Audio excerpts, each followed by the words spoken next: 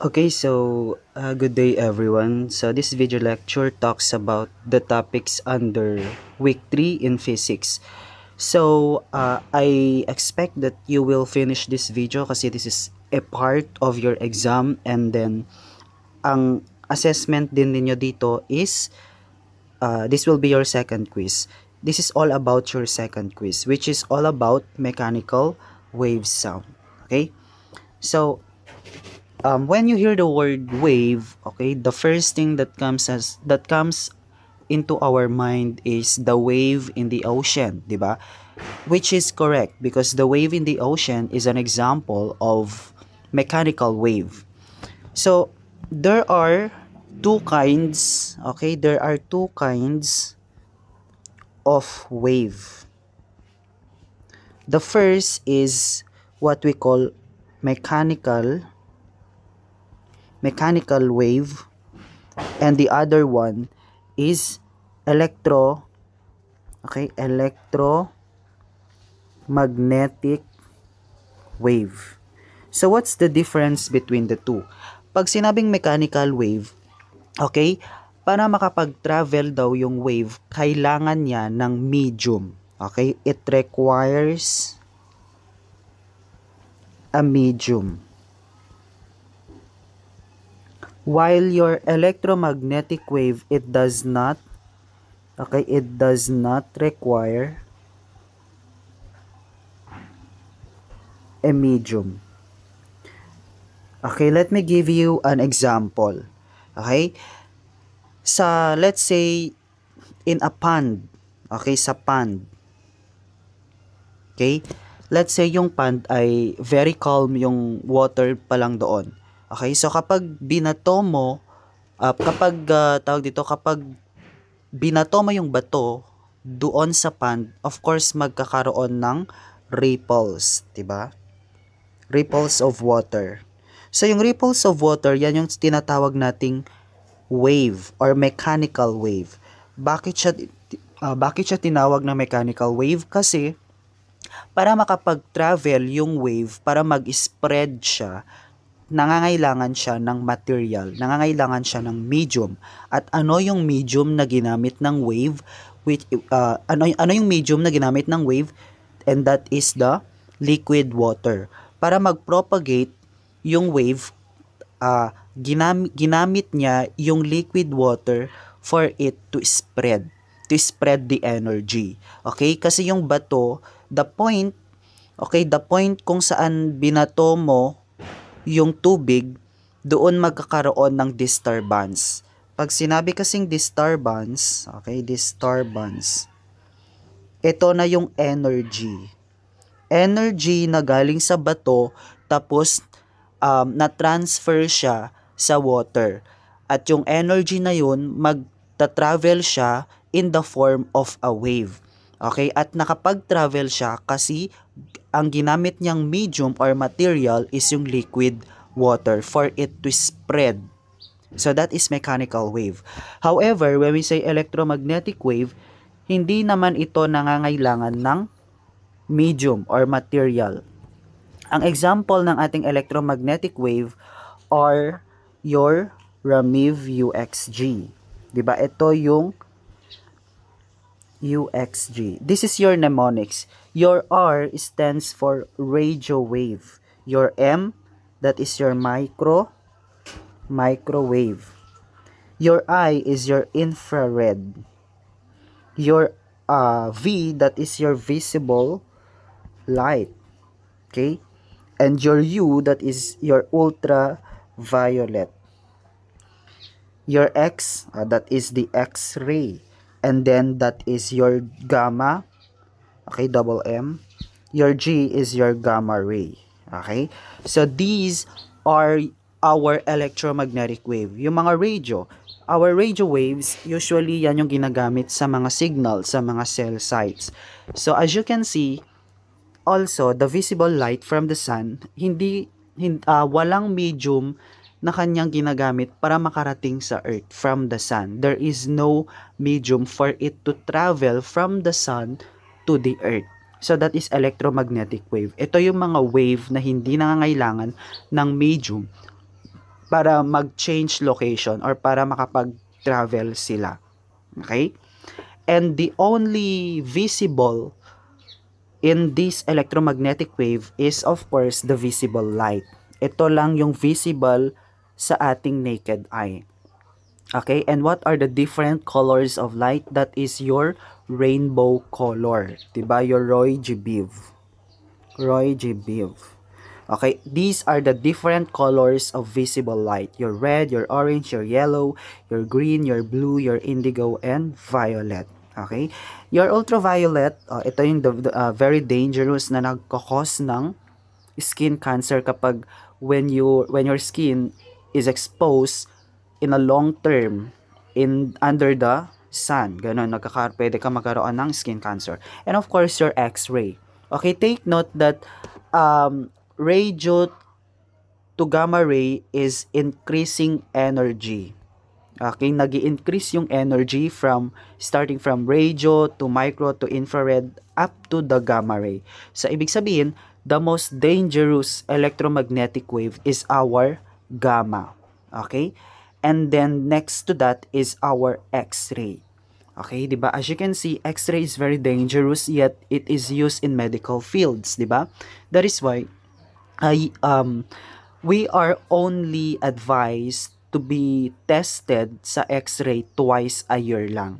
Okay? Because it's very dangerous. When you will be tested via X-ray multiple times, that is not, the doctor will not, the doctor will not advise to do that because they know na ang X-ray ay dangerous. However, it plays a very important role in the medical field kasi they use that to detect or to test or to diagnose some diseases and other things na kailangan nilang malaman. Okay, so that is the difference between mechanical wave and electromagnetic wave. Next, there are two types of mechanical wave. Okay, punta na tayo sa PowerPoint. Okay, so what is mechanical wave? A wave that propagate through a material. Okay, sabi dito, through a material. Kailangan niya kasi ng material. And this material can be solid, liquid, or in gas state. Okay? At a wave speed that depends on the medium's elastic and inertial properties. So that is mechanical wave.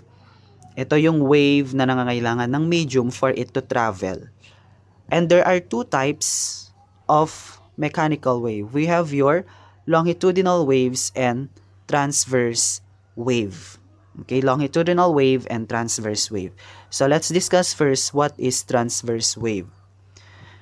So when we say transverse wave, it is a wave in which particles of the medium move in a direction perpendicular to the direction that the wave moves. So there is a keyword here from the word perpendicular. When we say perpendicular, there is a 90-degree angle. Diba? This is what we call perpendicular when it creates a right triangle. So ano nga ba ang transverse wave? Okay, so transverse wave. Okay, so let's do, or let me illustrate this example. This is the wave. Okay, and this is its equilibrium position. Okay, dyan. Now, sa wave natin, may mga particles dyan. These are the particles.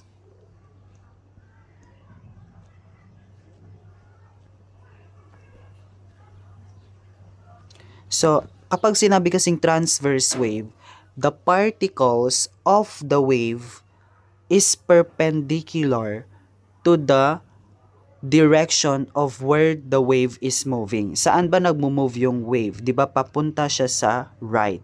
Okay, going to the right. However, as you can see, the particles here is going upward. Okay, it goes upward. And then the other one here goes downward. So in other words, if this is particle and it goes upward, and this is the motion of the wave, it creates a perpendicular shape. Kaya siya tinawag na perpendicular because there is what we call a 90-degree angle. So, this is the movement of particle. And this part is the motion or movement of the wave. So they are perpendicular. The movement of particle is perpendicular to the movement of the wave. The same also if the particle is going down. Still, okay, the motion or the movement of the wave is going right. So as you can see, it's still 90 degree and this is still perpendicular. So that is transverse wave. Kaya siya tinawag na perpendicular. Okay? Next, let's have this anatomy of transverse wave. So may mga different parts of transverse wave. So the part here, as you can see dito sa letter A, okay, point A, starting from this point up to this part, that is what we call your crest. Okay? Bakit siya tinawag na crest? Because that is the highest point of the wave. That is the highest point of the wave. Next part, we have your trough, yung nasa baba naman. Your trough defined as the lowest point of the wave. Kaya siya nasa baba. And then, starting from your equilibrium position, itong nasa gitna na line, up to the highest peak na kung saan kayang i-reach ng wave, I believe you've already encountered that. That is what we call, okay, that is what we call amplitude. Okay, amplitude to. Ito, say for example, from this point hanggang dito, that is your amplitude. This is the maximum displacement in a crest or trough in a normal line. So, sa trough naman, ito din. That is also the amplitude. Okay? The next part is we have your wavelength. What is wavelength? It is the maximum distance between adjacent crests or troughs. So, as you can see, crest to crest, okay, kung ano ang distance niyan, that is your wavelength. Kapag trough to trough naman, ito, D to F, that is another wavelength. Ilan ang distance, ganun. It is usually expressed in meters, ang wavelength natin. The same also here, your B to D, that is another wavelength. Your E to G, that is also another wavelength. Okay? So that's the part of, or those are the parts of a wave.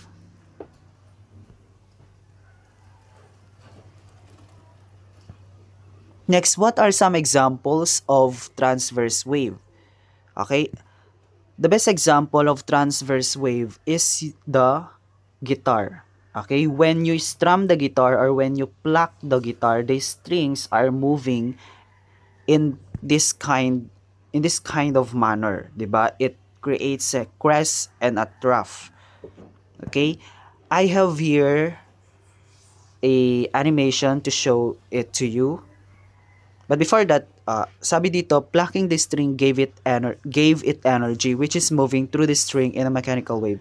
So, when you pluck the string, you are disturbing the string. It means, yung energy na galing sa kamay mo will transfer to the string and then it propagates. Magi-spread siya sa string, kung anong string ang pinapluck mo or ini-strum mo.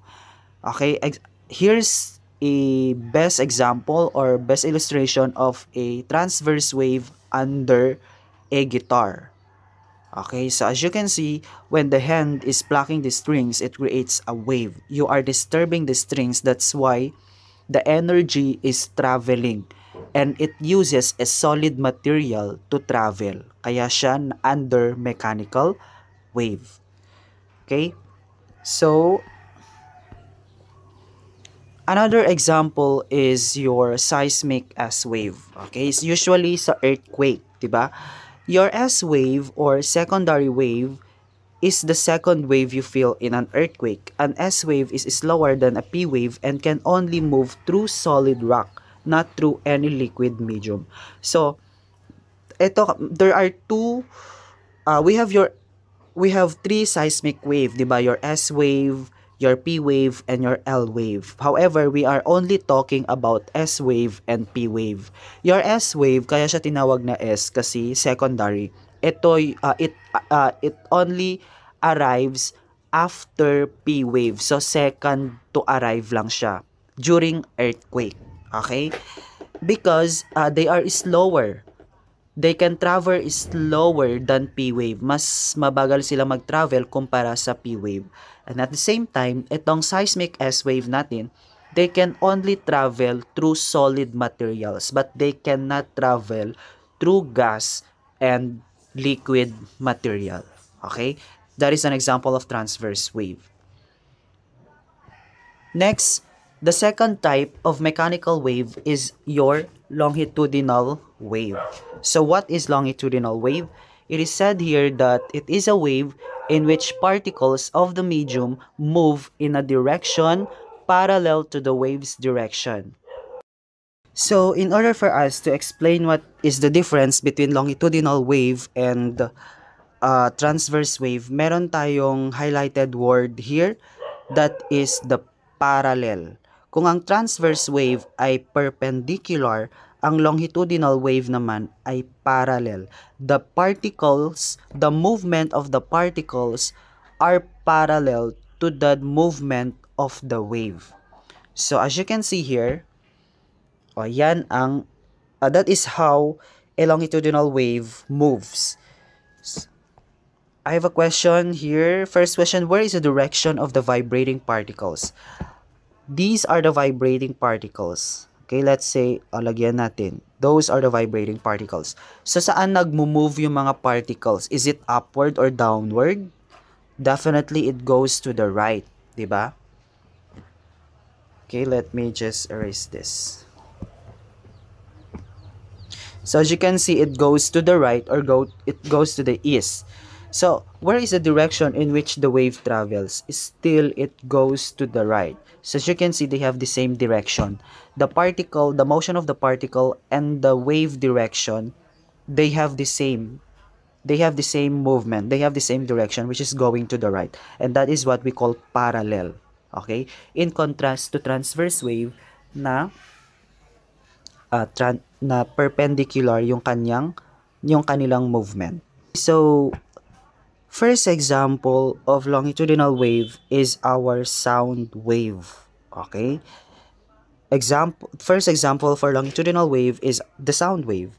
Sound wave in air or any fluid medium are longitudinal waves because the particles of the medium through which the sound travels vibrate the same direction as the sound wave. So as you can see, kapag sa cave, di ba, kapag sumigaw ka sa cave, nagkakaroon ng echo because there is what we call bouncing back of wave. Okay? And your sound wave is considered to be longitudinal. Your sound wave can they can also travel in solid, liquid, and gas. But they are fastest. Mas mabilis sila mag-travel sa solid. Tapos, next in liquid, and then in gas. So, as you can see, kapag nagsasalita tayo, when we are talking, diba, we are actually vibrating the particles, the air molecules present in the atmosphere. And that is why, as these particles are being vibrated, doon nyo naririnig yung mga sound na galing sa kinakausap nyo. Okay? So that is how a sound travels. To illustrate that, okay, say for example, this is the source of the sound. Okay, that's the source of the sound, and these are the particles, the air molecules present in the atmosphere, and you are standing there. Okay, these are the particles, the air molecules.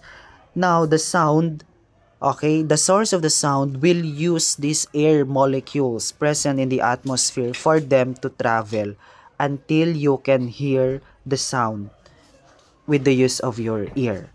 So that is how sound travels in air. And that is how we hear the sound. So, another example of longitudinal wave is your ultrasound waves. Ano nga ba tong mga ultrasound waves? So, it refers to the sound waves with frequencies greater than the human hearings upper audible limit. In terms of physical properties, ultrasound is identical to normal audible sound except that humans cannot hear it. So, when we say ultrasound waves, ito yung hindi na audible sa pandinig ng mga tao. Kasi yung audible frequencies lang na kayang marinig ng ating tenga is from 0 to 20,000 hertz. Okay? 0 to 20,000 hertz. So, 0 to 20,000 hertz. Yan lang ang audible frequency na kayang marinig ng mga tao. But beyond that, those are what we call ultrasound waves above 20,000. Just like the dogs, that our dogs can hear up to 50,000 hertz. Okay? And yung mas pinaka-powerful is yung bats. Okay? We know that bats are nocturnal, diba? They are nocturnal. They are very active at night. And they use ultrasound waves to detect or to locate their locations because they can hear up to 100,000 hertz. Okay, ganyan katindi yung sense of hearing ng mga bats. And these are considered to be ultrasound waves. Okay? Next example is our P waves. Okay? Ito naman yung primary wave during earthquake. Ito yung nauunang nadedetect sa seismograph. These are the P waves that arrive first. And after ng P wave, doon naman mag-arrive si S wave. At mas mabilis sila kaysa kay S wave. Ang P wave travel faster than our S wave. And your P wave can travel, okay, in solid liquid materials. So a seismic P wave or compressional wave is a seismic body wave that shakes the ground back and forth in the same direction and the opposite direction as the direction the wave is moving. So as you can see sa image, okay, the ground is shaking back and forth. So that is P wave, okay? And then usually they only last up to 1 minute during earthquake. So that is an example of longitudinal wave. Okay, so let's proceed sa anatomy or the different parts of the longitudinal wave. Okay, there is what we call compression and rarefaction. From the word compression, dito nako-compress yung mga wave. At dito sa part ng compression, the particles here are closer. They are very close. Kasi na-compress nga sila. They are very close. What you call this is the particles na meron sa compression are close together, which makes it high pressure. Okay, high ang pressure dito sa compression.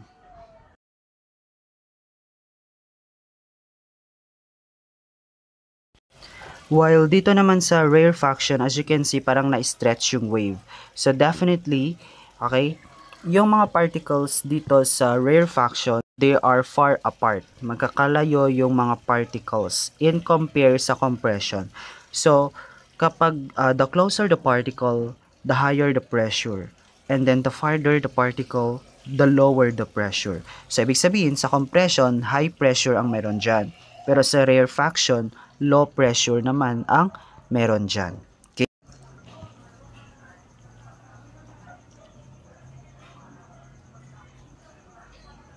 Next is we have this what we call characteristic of sound, which is pitch.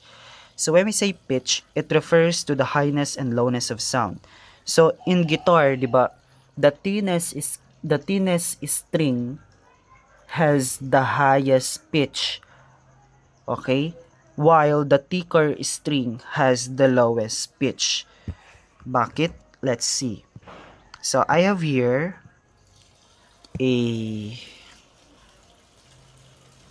okay, as you can see here, there is a zero frequency. Okay, so when I increase the frequency, the pitch of the sound is also increased.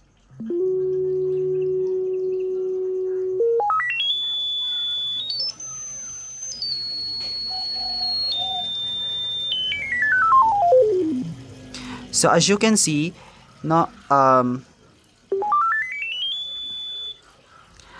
the greater or the higher the pitch, the higher the frequency. Ito yung frequency na sinasabi ko, yung madaming, okay, let me just annotate. So this is what we call the frequency. Okay, kung ilang cycle ang meron. This is 1 cycle, this is 2 cycle, this is 3 cycle, and more. So, the greater the frequency, the higher the pitch. And the shorter will be its wavelength. Diba ito yung wavelength? Okay, the shorter will be its wavelength when we increase the frequency. Let me give you an example. So as you can see, when I increase the frequency, the wavelength gets shorter and the frequency gets higher. Definitely the pitch will also get higher. And when we decrease the frequency, the wavelength is also becoming longer. Okay, it gets longer when we decrease the frequency. So they are inversely proportional.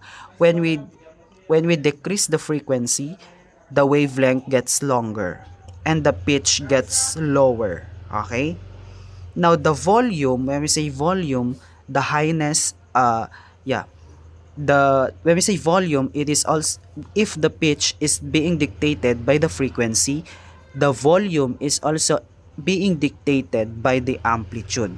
So as you can see, when I increase the volume, the amplitude is being increased kasi nag-i-increase yung energy. If there is a greater amplitude, nag-i-increase yung energy at mas malakas yung sound, mas malakas yung volume ng sound. So when we increase the volume, the amplitude is increasing, and when we decrease the volume, the amplitude is decreasing. So let's hear it.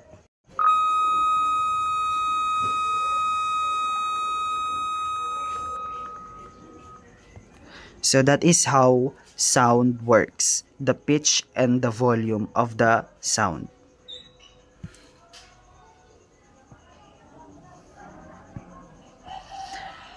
So let's proceed here. Periodic wave. When we say periodic wave, it is a wave with a continuous repeating pattern that determines its wavelength and frequency. So we've already discussed about periodic. When we say periodic, there is a repeated motion, diba? And if the wave is continuously moving, that is considered to be periodic wave.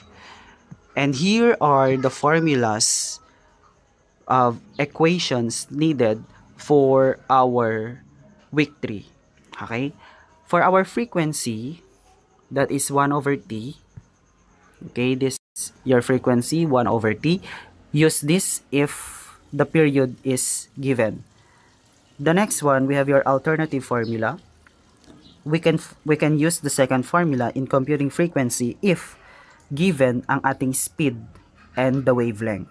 Your C here is the speed of sound or speed of the wave, while your lambda symbol, this is lambda symbol, that is your wavelength, which is always in meter, and our speed is always in meter per second. Okay, the next formula, we have your period. period is equal to 1 over f. So use this if given na ang frequency. And if not, we can use this another formula pala to. There is only one formula for period. There is no alternative for it. Okay? Because the fourth formula here is to compute for the wavelength pala. Okay? To compute for the wavelength, just divide the speed divided by the frequency. So those are the formula. Okay? Now let's consider this problem.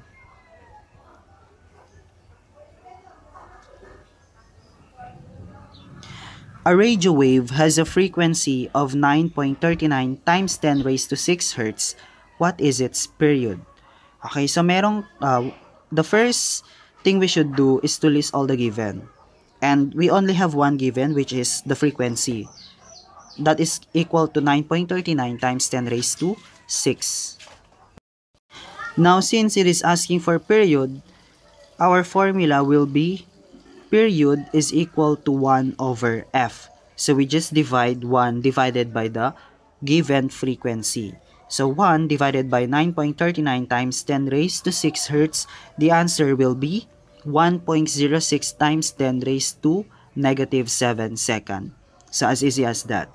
Next example, a wave is traveling at a velocity of 12 meter per second and its wavelength is 3 meter. So calculate the wave frequency. So ang wala naman dito, ang tinatanong ay yung frequency. And our given are the speed of the wave. And the speed of the wave is 12 meter per second and the wavelength is 3 meter. So the formula for frequency, if we have this given, is speed divided by wavelength or your lambda. So substituting 12 meter per second divided by 3, we get 4 Hertz. Okay? 4 Hertz. So that's the answer for the second problem. Next problem. A wave has a frequency of 50 Hertz. What is the period of the wave? So frequency yung given, ano naman daw yung period. Okay? So here's the answer. But before that, let's do it step by step. Our given here is 50 Hertz, and that is our frequency. And it is asking for period. And we all know that period is equal to 1 over f. So 1 divided by 50 Hertz, what will be the answer? Okay, so 1 divided by 50 Hertz, the answer is 0.02 second. So that's the answer for that problem. Okay. Next problem is a sound wave travels at a speed of 340 meter per second and its wavelength is 0.85 meter. What is the frequency of the sound wave? So we have a speed of sound which is 340 and another given is your wavelength which is 0.85 and it is asking for frequency. And we all know that the formula of frequency, if we have a given of a speed of wave and the wavelength is just dividing that 2. Diba? The speed divided by the wavelength, 340 meter per second divided by 0.85. So cancel out. So it becomes a hertz. So ano ang frequency natin? So dividing this, the answer will be 400 Hertz. So as simple as that. Next problem. So a water wave travels at a speed of 2 meter per second. Meron tayong C, that is 2 meter per second. And a frequency of 0.5 Hertz. The problem is asking for the wavelength. So that is the fourth formula, that the wavelength is equal to C divided by F. So dividing 2 meter per second and 0.5 Hertz, so what will be the answer? The answer is 4 meter. Okay, so that's the answer for that problem.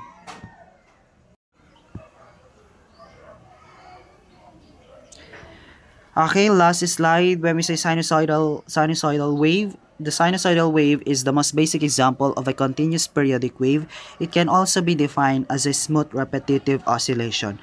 One of the best example of sinusoidal wave is the guitar string, 'di ba? As you observe from the animation a while ago, that is sinusoidal wave. That is the most basic form of a wave.